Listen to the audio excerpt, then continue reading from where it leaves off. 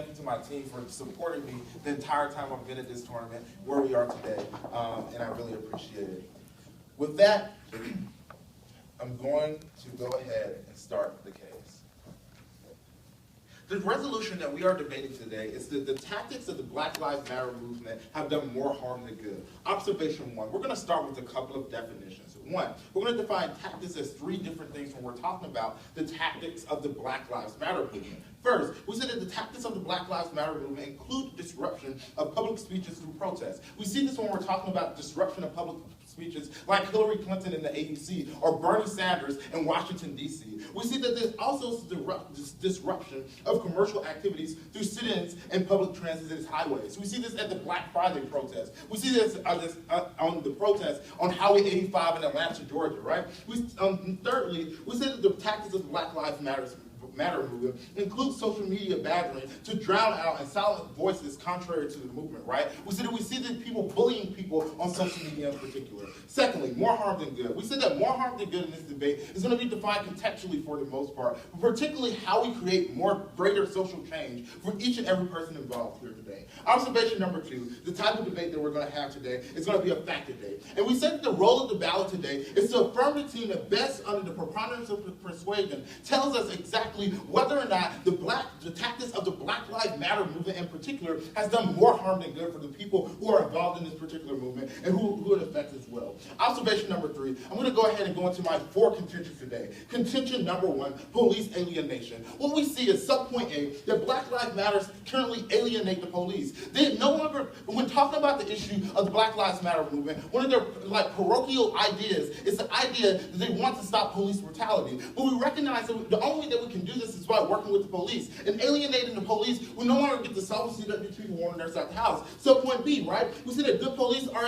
essential to police reform. We need to have the police department, these police officers, to come to the Black Lives Matter movement and say, hey, we think that police brutality is a particular problem and that we're going to support you along this movement. So point C, right? We see that police reform is needed to stop police brutality in particular. At the point at which police brutality is happening by the police, it's happening by the state. The only way that we can stop police brutality, which is what Black Lives Matter is protesting against, is by making sure these police officers are being get training and make sure they know what these people are going through. Contention number two, political divisiveness. Subpoint A, right? We said that there's no central organization and coordination of voices. There are too many voices in the Black Lives Matter movement. When we're talking about creating rights, creating social good to make sure that we can get certain policy changes, to make sure that we can prevent police brutality from occurring in the status quo, then we have to have a central voice by which we can make sure that these policy models can be accessed for the majority of the people in the case. So point B, right? We said that no coordination delegitimizes the movement. In particular, people see it as a jumbled mess rather than a movement that is trying to make sure that these black bodies are no longer being hurt in the status quo. So point C, we said that it's impossible to stop extremist anti-productive voices, right? We said that when we have no coordination, we see cop killers like in Michigan characterize the Black Lives Matter movement on CNN and other places instead of actually talking about the values that exist for these people in the status quo. Contention number three, public support. Subpoint A, what we say is that the Black Lives Matter movement is eroding public support. Cross-reference my idea about the cop killers, right? Now CNN, now Fox News, now all of these media networks no longer want to report about the fact that the Black Lives Matter movement is a check on the state and this police brutality against black bodies, but instead they only care about the cop killers today. So point B, right? We said it turns the victims into the victimizers. Instead of us actually looking at the victims, instead of us actually looking at what is happening in the status quo, we are now looking at these people of the Black Lives Matter movement like D. Ray Eckerson, who's trying to run for the mayor of Baltimore and make sure that people are being protected as victimizers. They are seen as attackers to the people who have oppressed them. We think that is problematic. So point C, right? We said that public support is needed for real change. One of the main reasons as to why the civil rights movement was particularly important is because it also affected the public support too, right?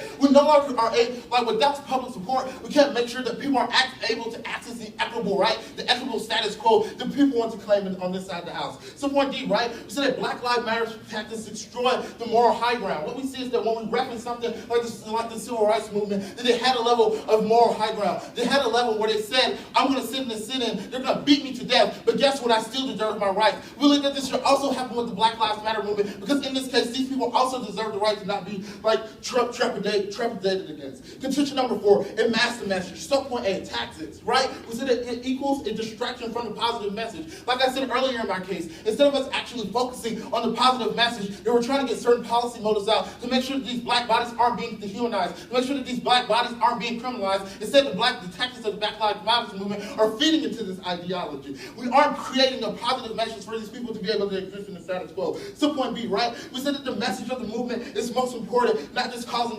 disruption. We have to have a message behind the ideologies, the policy motives that we want to promote today in this particular debate. If we don't have a message to promote behind these ideologies, then we don't do what we're trying to talk about, right? Subpoint C, right? We said that there are better ways to get the message out. When they see black people being police brutality happening to these people on the streets of Ferguson, happening to these people on the streets of Atlanta, this is when we get real social change, right? Because no longer are we sitting here causing disruption on Highway 85, further inconveniencing people, seeing you as a victimizer, keeping people from their houses. Instead, we're making sure that they understand the real message that's coming from this debate today, right? We said at subpoint D, right, that the Black Lives Matter movement has no articulation for a particular plan. We think this is particularly important when talking about policy motives. We're talking about how we're going to deconstruct particular ideologies, how we're going to deconstruct particular forms of the state, right? Because we have to have some particular policy. We have to have some particular action to make sure that we can deconstruct these particular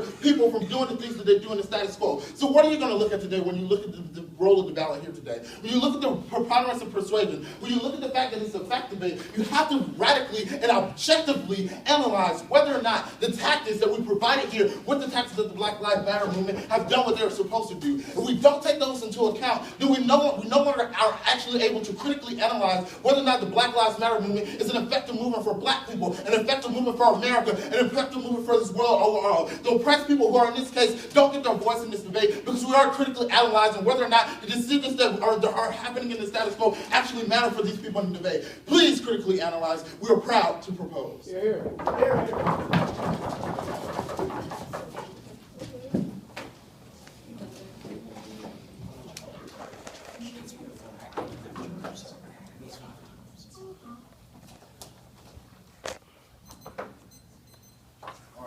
I want to thank everybody for being here. This is an amazing round. Thank you for Morehouse for showing up for the it's going to be amazing. Thank you for adjudicating this. Shout out to my team. Thank you for Cassie.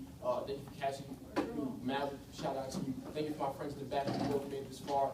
Thank you to my partner, Jared. I didn't think in our sophomore year we make it this far, have national success, and now we're bringing it back to the GPA to make sure we have the same success. So thank you. I appreciate everybody being here today, and hopefully we can have a good round. Oh, I'm going to go off case, and then on. Have multiple cases to go off. Just have multiple pages to go off. Okay. Welcome to the streets. Wherever there's someone is shot, people are robbed, and justice served. The blue and white who just apprehended another savage youth. Let's hear what he has to say. Indeed, I was guilty from conception, black-faced from the start and given thugging as a profession.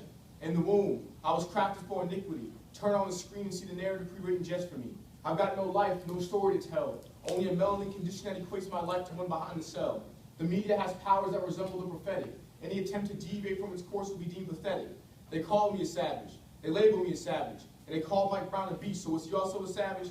He was blackface for his race. I wonder before he pulled the trigger, did the cops see a human or an ape? I am a blackface that has been blackfaced, for cinema has shown my picture. I'm a lie in someone's script. My life's been recorded just like scripture. I'm always Django, but I'm never unchained. I'm killed for your entertainment. I am a character. I do not feel pain. It's stormy on these screens. It always makes me wonder, did Iron Man have to change his massive blackface in Tropic Thunder? Or am I just another narrative once to be read for consumption? I was never given a chance. I was guilty upon presumption. The news tell the story, and yes, they tell it well. I am a drug dealer, a pimp, a fiend for avarice. If the cops don't get me first tomorrow, I'll be streaming the streets. And the headline will read, in the womb, I was crafted for iniquity and given thugging as a profession. Blackface from the start, indeed, I was guilty for conception. Welcome to Chance to Action News. Today, we come across an interesting phenomenon called blackface. It's described as being a theatrical and performative misrepresentation of black individuals. Now to Kyle Bligen, who is live on the scene for more information. I don't know, for some reason I can't see my face. These images depicted my life story is scripted, now I can't feel my face. Entire generations have been lost to the media machine, and discourse shapes reality, so the simulacrum is in my genes. The theatrical has now been turned into the practical. I've already been killed on the screen, so I now let my body be found in these streets. As a matter of fact, that's where I am. I'm reporting from a state of being, hoping that someone will recognize my being. For my identity has been identified as a persona commonly found on the screen. For I hope you know that now I'm a reporter, but if you change the channel, I am the reported. My occupation does not transcend my situation. But keep your eyes on the screen, and as you absorb its dissemination, you'll realize that its information has led to my mass incarceration. I am a man that has been given a face of lies. Only in prison is my narrative worth airtime. Or do I let down because my hands are not up and I am not face down? So now I'm debating in the academy, reporting from a state that has not been addressed. But only through my reporting can my being find its rest. Framework. Our methodology is the personal and personal is the political. We cannot escape our lived experiences. It is possible for us to separate our lived realities from our advocacies. This provides a unique epistemology that will otherwise be absent from this debate space. All the people debate about blackness and reference it however we live it. However, utilizing the narrative does not mean you have to use it. Our role of the ballot. The ballot is a scale of what is right and what is wrong. It should endorse a team that best meets the stereotypes surrounding black and brown bodies. Modification of suffering impact sheet.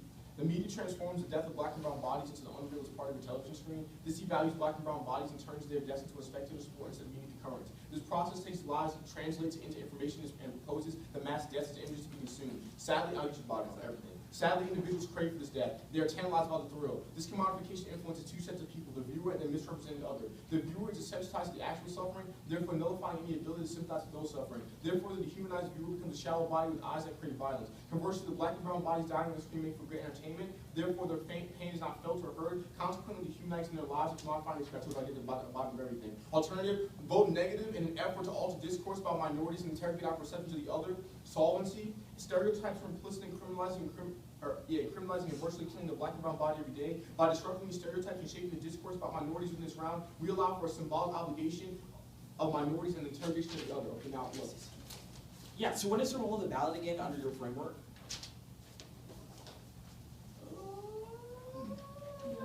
Oh, yeah. All right. The ballot is a scale of what is right and what is wrong. It should endorse a team that best meets stereotypes surrounding black and brown bodies. All right, let's get to the work. All right. The tactics of the Black Lives Matter movement, Black Lives Matter, is more harm than good. We understand specifically that we are an extension of the Black Lives Matter movement. If you want to look at the tactics utilized by Black Lives Matter, look at the proximal impact and proximal magnitude that we advocate for and around. In the world where our tactics are disrupting these stereotypes and destroying the simulacrum, allowing for our narratives to be read out ontologically to be referenced, I think that our tactics would be good. Additionally, I want to show why the rhetoric about what harm is and what good is specifically misinterpreted and badly articulated by the affirmative in this debate. Also, I'm also going to preempt against any permutation. We're going to understand that a permutation would be a severance perm of the PMC. They cannot advocate for anything. They cannot advocate for something and sever out because they find it advantageous. Additionally, we're also going to find that the perms are Trojan horse. It's a way for them to infiltrate our advocacy and co-opt our movement. There is no instance in no specific state where they can co-opt and perm our identity, our method, and our purpose. And for those reasons, there shall be no perm in this debate. Okay, now let's get to their case, all right? They say that their tactics are three tactics. Disrupting of public speeches, public activities, and social media. We're going to turn everything and say it's a good thing. Look, the disruption of public speeches in the world where these individuals actively disrupt a political campaign speech in order to draw recognition to their own matters, drawing public knowledge and the public view to the public advocacies. We understand this is specifically good, and this tactic is one drawing issues to marginalized education and the way individuals are perceived. Dude, I said I'm reaching the bottom of everything in this round. Additionally, we understand that the disruption of public activities, them standing in the middle of roads, right, and disrupting these activities is showing society that disruption is needed, that activism is key to solvency. In the world, in the status quo, where basic political reform is not showing anything, and the tactics used by Black Lives Matter is actually drawing good attention and actually proliferating these views, then we believe that's good. As a matter of fact, if Black Lives Matter movement was not active, we wouldn't even be having this resolution in this debate space. What are you saying? When Hillary Clinton came to the agency, she explicitly was talking about... He thought he was talking to me, but I'm sorry. Okay. You might as well let it happen. Okay, fine, go ahead. When Hillary Clinton came to the agency, she was talking explicitly about black and brown bodies and how the Black Lives Matter movement affected them. How exactly disrupting their speech benefit them or the Black Lives Matter. Beautiful. We understand that the rhetoric that the Black Lives Matter movement was critiquing was the way Hillary Clinton was utilizing her own rhetoric to police their advocacy and police their movement. That's what they stopped. Therefore, check the social media again and look for the disruption. We also understand in the world where this round actually videotaped, that tactic is used for our good. In the world where we're an extension of the Black Lives Matter movement, ladies and gentlemen, do we not have in-round solvency?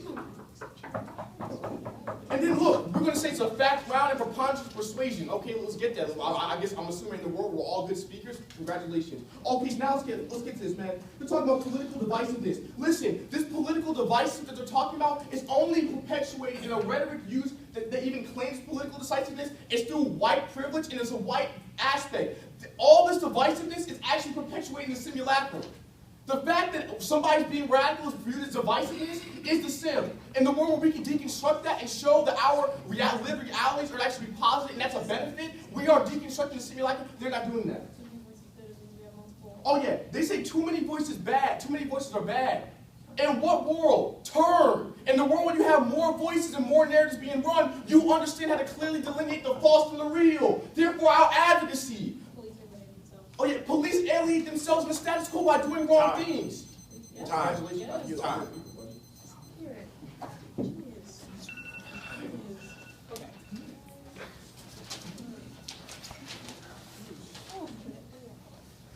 All right, it's the final round. Congratulations to everyone. So I want to say thank you to the judges, thank you to my partner, thank you to the opposition, thank you to everyone here, specifically thank you to my debate team, coach, everyone else, my VP partner, Carlisle. Just wanting to have a shout out. So I'm going to go off case, and then I am going to go, then I'm going to go on case. All right. You know, what we got from the last speech panel was a lot of bombastic analysis, but it didn't really deal with the crux of the analysis that Jonathan and I give you. And I'm going to tell you exactly why you're going to be voting for the government team at the end of this 8-minute speech. But let's go on to off case. First, here's an observation. If they argue that the resolution isn't true, which literally is their burden as the opposition team, their case must negate the resolution. They literally have no warrants for their claims that the resolution isn't true. At best, they just have mere assertions as to why black lives being dehumanized to being black bodies, even though they use the rhetoric of black bodies, is necessarily problematic. They are running from the debate. They are running from the resolution by wasting our time going with the same arguments they have been running this exact same tournament. I will use that to show you why they literally have no solvency. Let's talk about the role of the ballot and why that's important. Here's the issue. As a government team, we have the prima facie burden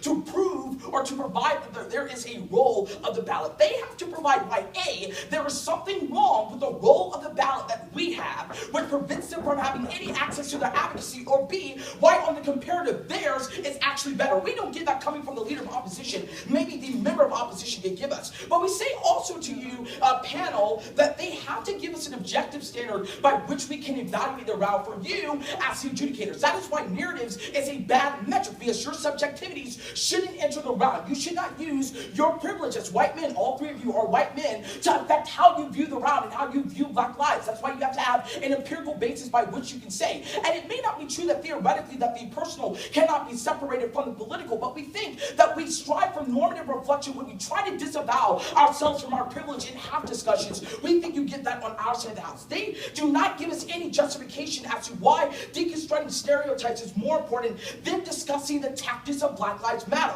More importantly, the tactics of Black Lives Matter is integral to figure out ways that we can combat stereotypes that Jonathan tells you it's being perpetuated because Black Lives Matter has done more harm than good.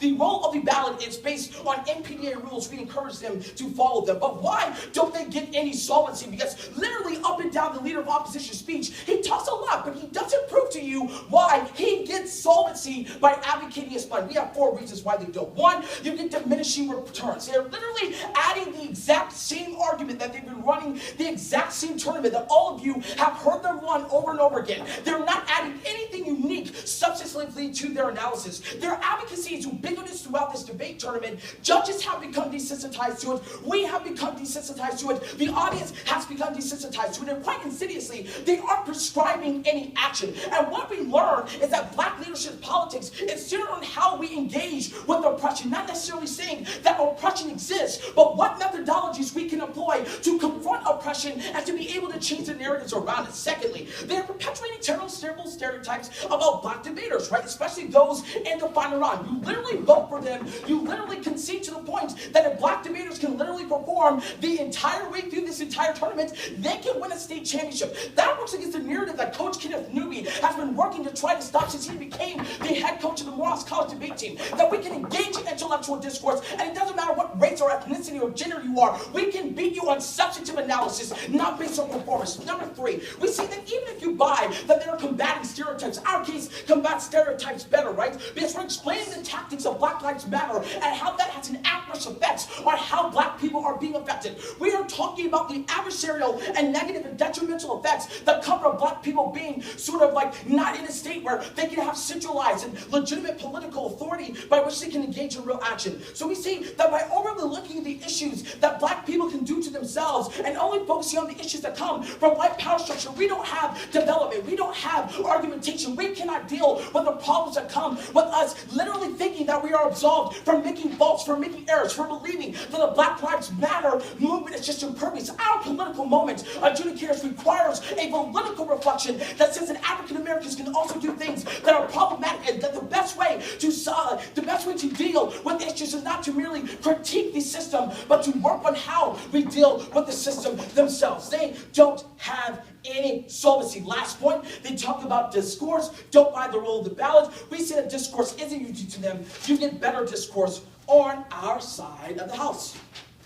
Okay, let's go on case, because we really don't get a lot of analysis telling us why our on-case analysis necessarily isn't true. So, what we get coming from the leader of opposition is that drawing recognition is good, but he's not listening to Jonathan's analysis, right? Jonathan tells you that not all recognition is good recognition, especially when such recognition can be used to destroy your narrative, to destroy what you're doing. They're thinking narratives are so important, they should deal with this analysis, right? We think that the part of drawing recognition is making sure that you have a political mechanism by which you can do things that will be helpful to you, and we show you why what they're doing isn't helpful to you. And there's a certain amount of legitimacy that can come with the movement that comes sort of 4 different ways, right? We see that legitimacy comes through proper political maturation and training, not by people acting solely based on impulse, interrupting Hillary Clinton's speech at the AUC, shut it down, literally to do it because it's a cathartic exercise. There's a certain methodology that comes with dealing with what you're actually trying to do. Second, we see that there are proper responses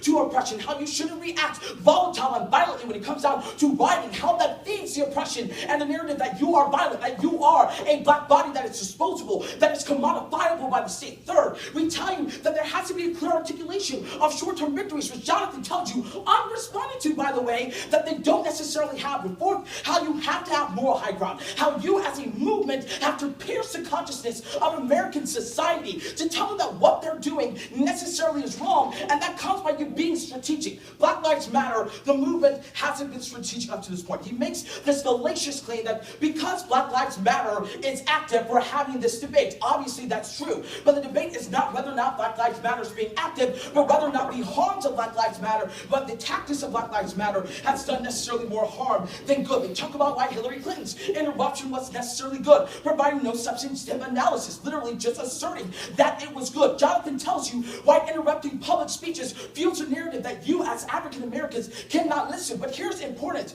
right? Because he talked about how you're fitting into white privilege. Interesting analysis here. I'll provide it because he again wants merely assert, right? We say that the issue with our political society, and that's with the democracy, is that you have to engage with the political structure that beats, right? You have to engage with the political structure that exists. Dr. King understood this in the civil rights movement, right? They had to engage with the political structure that existed because it was necessary necessarily essential to what necessarily happened and getting the change that they want to have. And they make this false claim that more voices is good and that you can delineate the false from the truth. That isn't true. Too many voices blurs out what the truth is. You get verisimilitude where there's a blending between the truth and falsehood.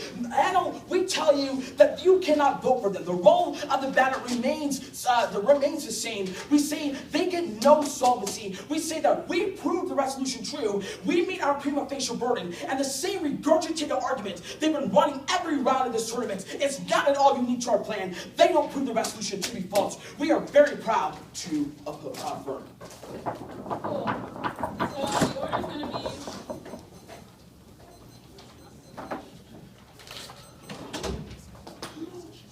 The order's going to be the on-case arguments. It's going to be off and on. Is that good? Is everyone ready? No. No, okay, I'll leave. All of it's in order? Yeah. Also, if at any point you feel like you can't understand me, shout it out, it's fine. Everyone good? Yeah, just take one. Alright, is that, we all? Okay, right. Okay. They say that we are not meeting our burden because we're not negating the resolution. However, we are very clearly negating the resolution when we say that we are affirming that we are saying that the Black Lives Matter movement does more good than harm. When we talk about when we talk about on case how the tactics of the Black Lives Matter movement used to turn are good, and it is good to see the political. And we talk about this within our alternative functionally solves for this. We also clearly I'll get to the bottom. We also say that we also say that discourse is highlighting and that discourse shapes reality, and all of these arguments flow for reasons as to why the Black Lives Matter movement does more good than harm. Our entire case is reasons why the Black Lives Matter movement is good. You can look to our solvency where we talk about this means that we can deconstruct these stereotypes and we can deconstruct the symbolic obligations of Black people to always sort of be dependent on the state. Or for us to always have to be polite about when we are upset about things. We are always the people that are positioned in a situation where we always have to play the politics of politeness rather than affording us opportunity to have the same sort of revolution, which is why we're saying the Black Lives Matter movement is good. And even if they claim that the Black Lives Matter movement produces harm, they don't concede. We don't concede because we have an active disruption of solvency within the round, which is basically us performing the disruption of the Black Lives Matter movement and proving how they can do good things. Also, they say they say the narratives are objective and and problematic because you guys can't judge it. We're not asking you to judge on our lives. We're asking you to judge on the substantive arguments that follow, which they just don't, which they fundamentally drop. I'm not sure if it's because. They drop, they don't even engage with, they don't continue to listen. They don't get to the commodification or the dehumanization arguments. They don't get to the arguments where we're talking about the personal, political, and why it is good, or why, all the arguments that my partner makes in these areas. They completely drop the link, and they completely drop the impact of commodification, the impact of dehumanization, and they drop the articulation of what the simulacrum is. It is a mass media misrepresentation of the real. And we talk about why that is a bad thing, and we talk about the way that the media uses this to position themselves in a way that they can formulate and write out our narratives for us and write out our lives. They drop all the arguments that we say about why it is okay for us to dive into the media spaces because we are always seen as functionally dead. They drop all of these arguments. They also say it's not unique. You're desensitized to it. There's no action. Okay. So we say that we run this the same way every round because it provides us the most predictability within the round because we think that it fundamentally matters. We think that it's important that we interrogate the perceptions and the interpretations of the resolution. Also, I don't know why it affects you because we can run a debate however we choose to. If we want to run it the same way, that's fine. It doesn't actually negatively affect you anyway. It negatively affects us because that means that we're always ready for people to have pre-prep to our round. So I don't understand why it's even an argument. It's fine. You also just reduce it to the performance to the point where you only talk about that area of it, and you say that we're re-entrenching stereotypes that Black people can only do performances when you miss the intelligibility of this philosopher, Baudrillard, who is one of the hardest French philosophers to read. And we talk about the simulacrum. You also just completely reduce this to a performance when you don't talk about the nuances of the framework, of the personal, of the political, of the commodification arguments, of the alternative, or the solvency, reducing us to a performance because we don't operate the same way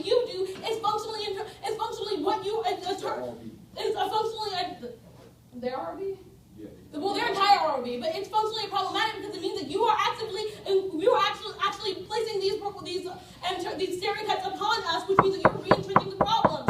You also say that it's unintellectual and yeah, that's unintellectual. I don't know why you would say it's unintellectual. And literally, okay, we've read this several times against your team, which means at some point you should have learned about what the way the argument is read, or the way the other things that we are reading, the framework, the text that we are reading, which means at some point we have more access to education within this round, because it means that you have to learn about A, narrative debating, K, debating, performance debating, what the simulacrum actually means, who is Baudrillard. So we have more access to education within this round, especially to the point where we're positing an alternative that is different and asks you to interrogate your perceptions of the other. They also say there's no legitimate political authority of the Black Lives Matter movement. It's in the Party's analysis where he says that it's a good thing. Now, this is even political arguments better. Also, you can just draw their articulation that they are better at their discourse is better for shaping reality, because first of all, they don't give you any warrant as to why. They also can never engage into deconstructing the simulacrum, which is what we're talking about when we talk about reality. We say that reality is functionally structured by things that are false, which are mediated falsehoods that are placed upon us, and since they do not deconstruct it, they can never have any access to that.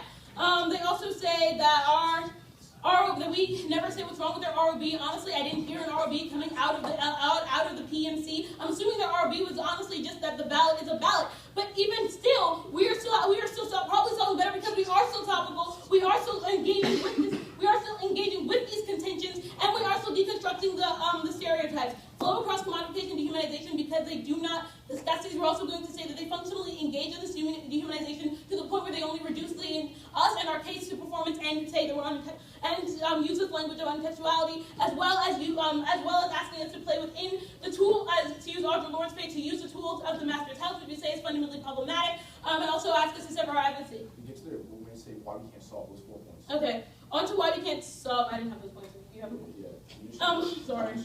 Okay, onto the solvency stuff. They say that diminishing returns, something about narratives are performance. We need political reflection. Discourse isn't unique to them. Discourse, okay, we're not saying that we're controlling the link to discourse, because clearly we're still talking. However, we're saying that we have better discourse because what we are doing within the round is highlighting these issues as well as using an alternative that is better. Also, we're going to say that they give you no alternative methodology other than political reasons, which we'll get to on case. They also say that narratives are a performance, okay, and narratives are a good thing. Us using our narrative within the round is good, which actually one of the ways that we can get rid of the single voices that they get you on case. They say that extend across the part of analysis that disruptions are good. We are going to extend across the detraction of knowledge. There's also a highlighting. They say that knowledge recognition is good. However, we're going to say that because they say that knowledge recognition is good because of co-opted media. That is our case. That is why we say that the debate space is unique, because we are always co-opted within the media. We're going to say the Black Lives Matter movement is unique, though, because it chooses to go into these spaces and disrupt things and highlight things in this manner. And we're going to say that that is functionally a good thing. We're also going to say that they tell us that the proper responses to oppression is to be civil, and that we somehow engage in the oppression. However, extend across my analysis again that we're always asking the politics of politeness, which functionally tells Black and brown people that they can never have access to the revolution that Richard Wordy would say is a good thing, because revolution is always a better way for us to have our hands on access to power. Sorry, go ahead. Yeah, so how do you get education on your side of the house when literally everyone in here knows all of your arguments? Okay, well, you're still losing on it, so I'm assuming you're educated. On to police alienation. We're going to extend across the analysis of police alienate themselves to the point where they target Black and brown bodies every day of their lives and shoot them, and if they are unarmed, extend across the analysis of Tamir Rice, who was a 12-year-old boy with a BB gun who was shot because apparently he looked older and dangerous. So the police alienate themselves from the Black community to the point where they never help them. Divisiveness, we're going to say again, extend across my personal analysis, that too many voices is a good thing, because it means that we always have this multiplicity of arguments, this multiplicity of narratives, which means you can never pin me down to a single one. Extend across on the support, they say that media reporters report cop killers. We're extend across my personal analysis where we say that they only report this because our bodies are used for entertainment, and they are desensitized to the fact that we are dying every day. This is why no one is surprised when these lists come out with a ton of Black people that are dead. On to public support, we're going to say also Martin Luther King did definitely see this as political. The best boycott is Nick.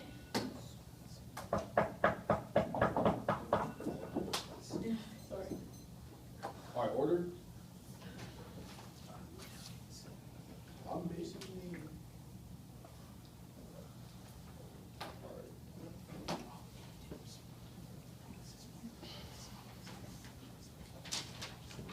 We're gonna go. All right, we're gonna go framework, right? Yeah. We're gonna go framework. Roll the ballot. Alternative solvency sheet.